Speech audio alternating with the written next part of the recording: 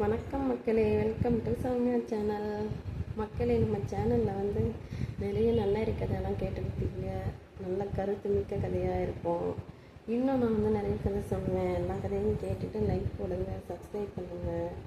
நம்ம அப்படி பார்க்க போகிற கதையில் பிள்ளைகளை பெற்ற எல்லா பெற்றோர்களும் அவசியம் கட்டாயமாக கேட்க வேண்டிய கதை இது.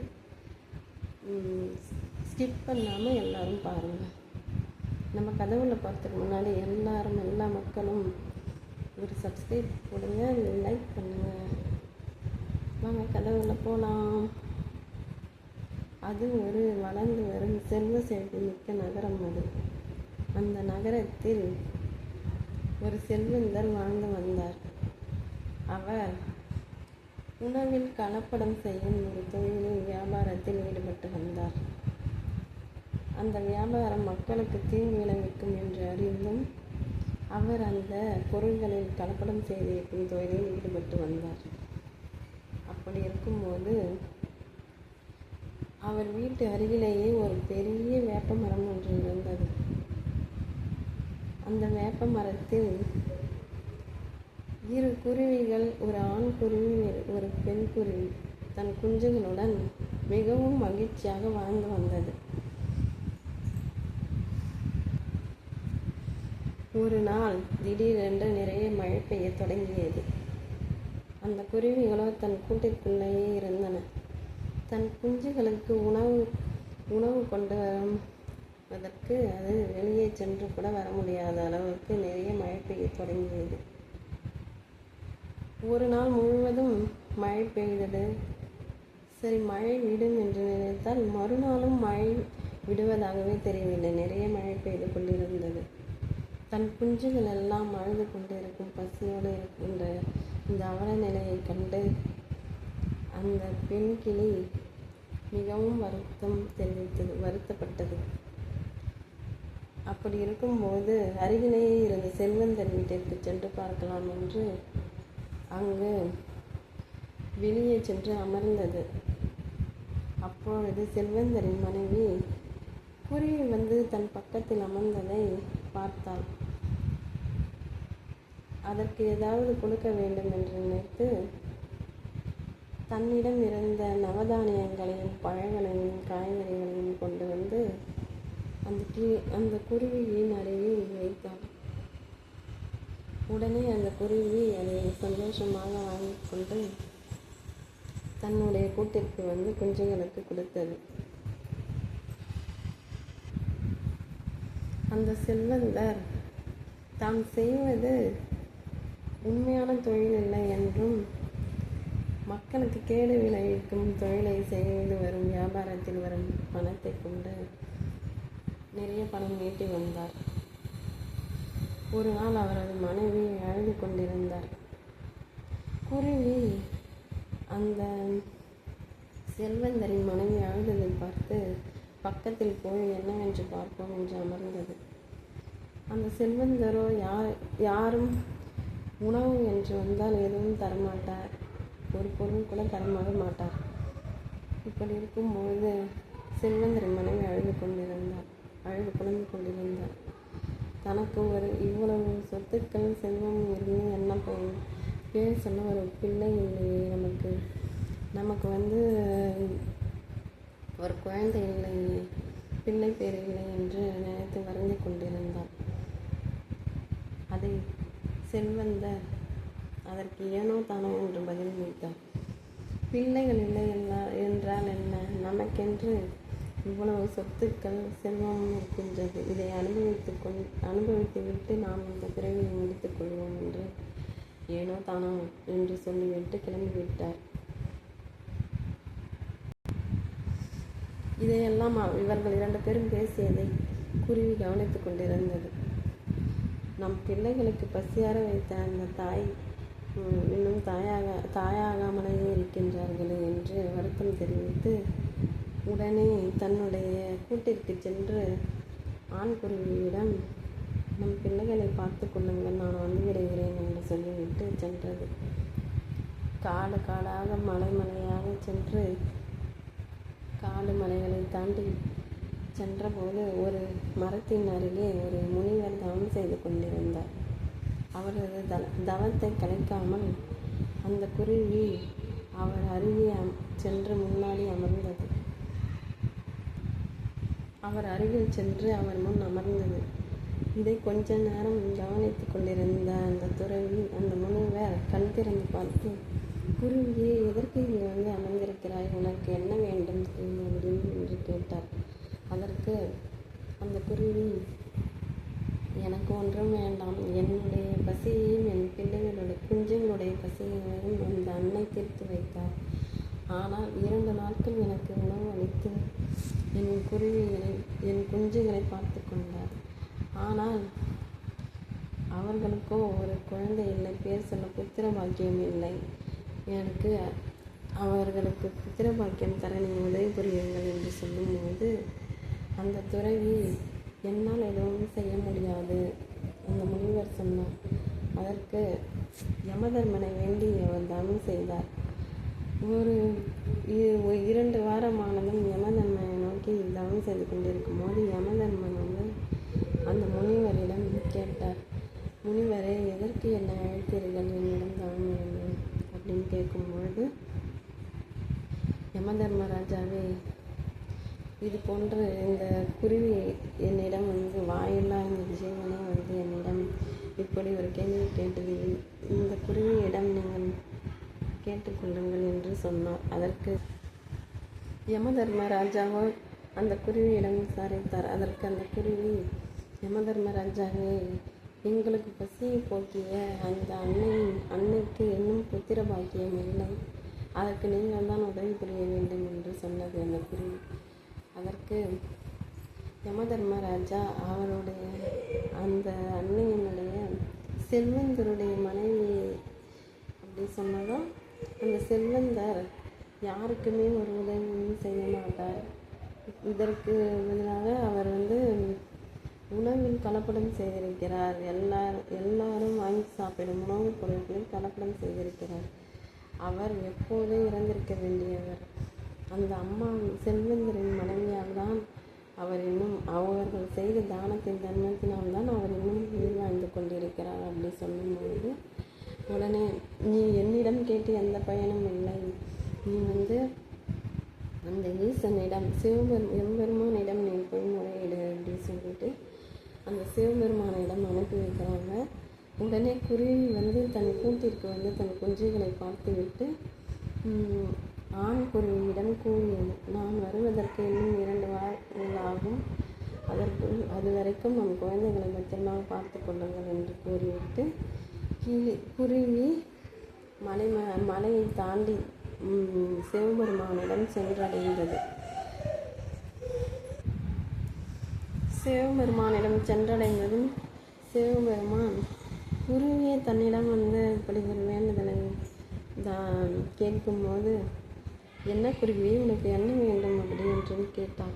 அதற்கு குருவி, எனக்கு வயிறார 2 நாட்கள் சோறு போட்ட அந்த செல்வந்தரின் மனைவி, அவர்களுக்கு இன்னும் ஒரு புத்திர பாக்கியமும் இல்லை, அதனால் அவர்களுக்கு ஒரு பேர் சொல்ல ஒரு குழந்தை வர நடிகங்கள் அப்படின்னு கேட்கும்பொழுது, என்னது ஒரு குருவியே வந்து நம்மளிடம் வந்து கேட்குது அப்படின்னு சொல்லிட்டு ஆச்சரியப்பட்டு, அவர்களுக்காக 2 வேளை உனக்கு உணவு அளித்ததால் நீ வந்து அவங்க நல்லவங்க அப்படின்னு சொல்கிறியா அப்படின்னு கேட்டார். அதுக்கு வந்து அந்த செல்வந்தர் வந்து ரொம்ப மோசமானவன், அவன் இதுவரை உணவு என்று யாராவது போய் கேட்டால் உறவுகளில் கூட நீட்ட மாட்டான், அவனவு ஒரு மோசமானவன்.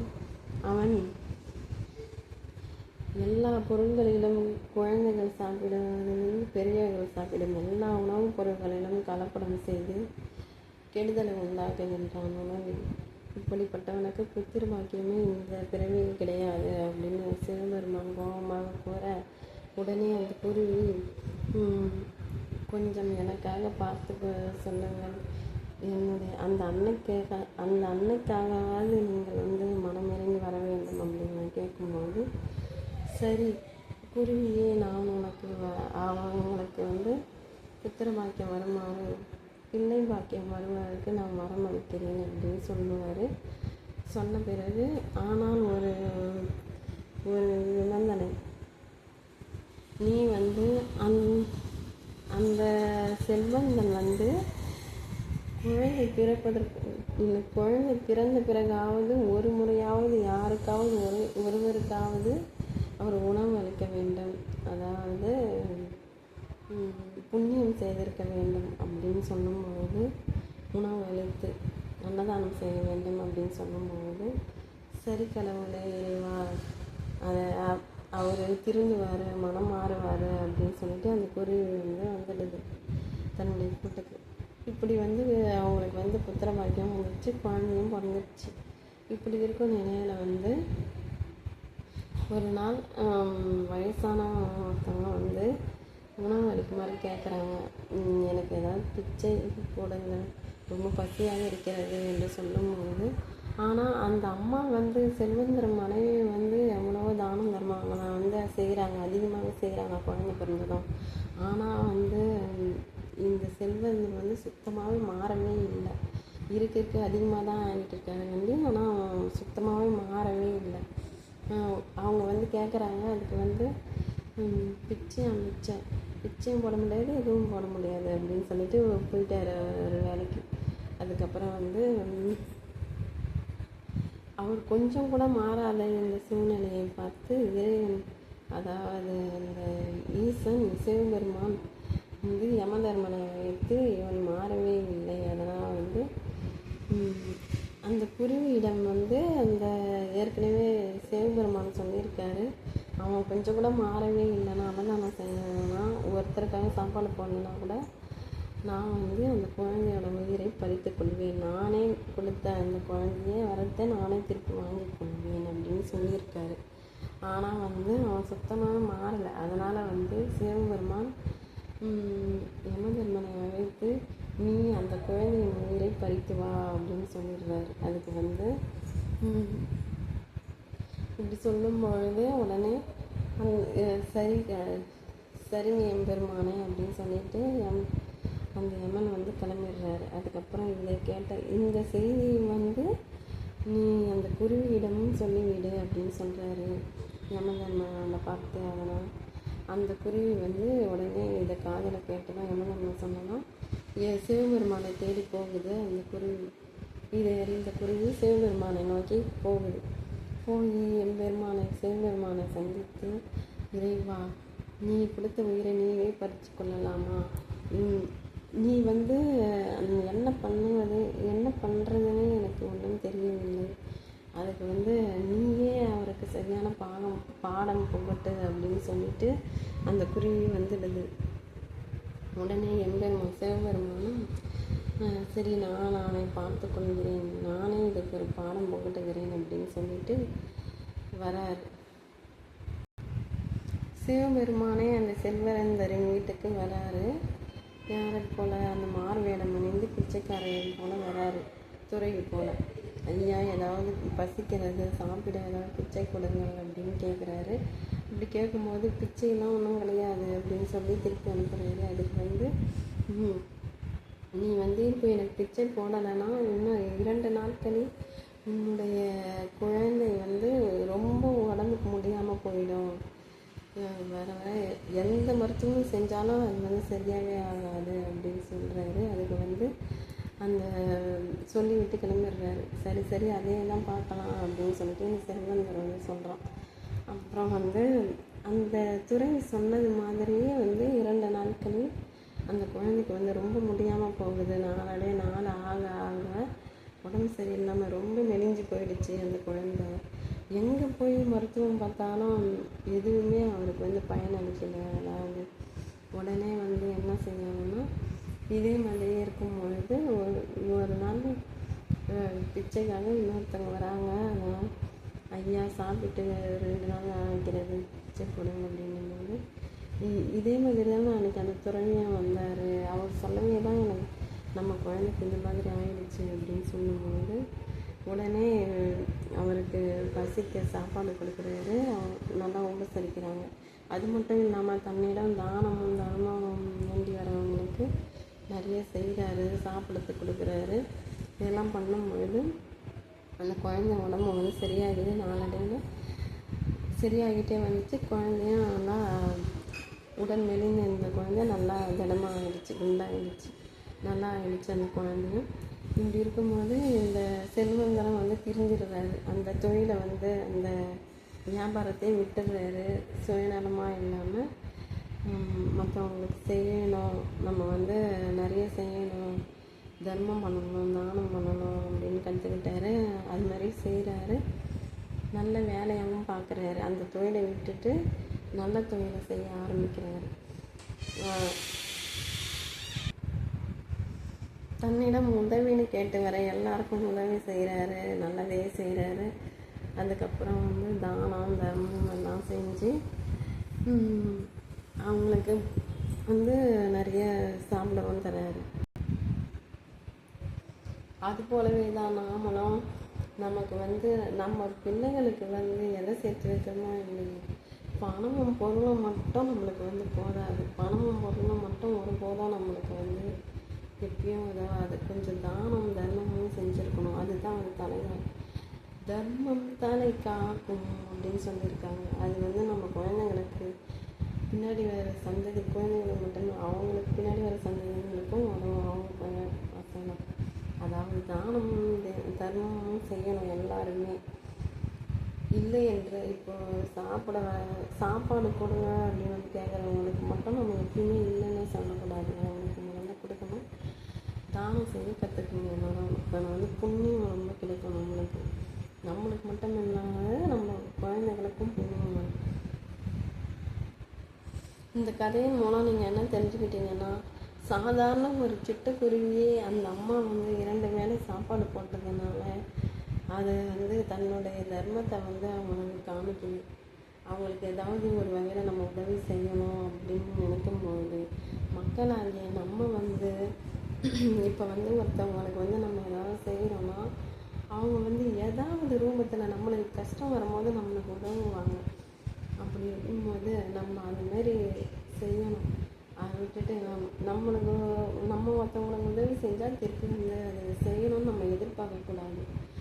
அப்படி இருந்தாலும் அதை செய்யணும். நம்ம வந்து அவங்க உதவி செய்வாங்களோ அது இன்னும் செய்யாமல் நம்ம வந்து நம்மளால் முடிஞ்ச அளவு தானம் தர்மமும் செய்யணும். அது வந்து நம்ம எதிர்பார்க்காமலே ஏதாவது ரூபத்தில் வந்து நம்மளுக்கு கஷ்டம் இருக்கும்போது நம்மளுக்கு வந்து உதவி செய்யும். இப்படி ஒரு சிட்டுக்குருவி மனசுக்குள்ளேயே இப்படி ஒரு இது இருக்கும்போது நம்மளும் அது மாதிரியே உதவி செய்ய கற்றுக்கணும். இந்த கதையின் மூலம் நீங்கள் நல்ல கருத்துக்களை உணர்ந்திருப்பீங்க. இந்த கதை உங்களுக்கு பிடிச்சிருந்தா மறக்காமல் ஒரு சப்ஸ்கிரைப் பண்ணுங்கள், லைக் போடுங்க, நம்ம சேனலுக்கு சப்போர்ட் பண்ணுங்கள். மக்களே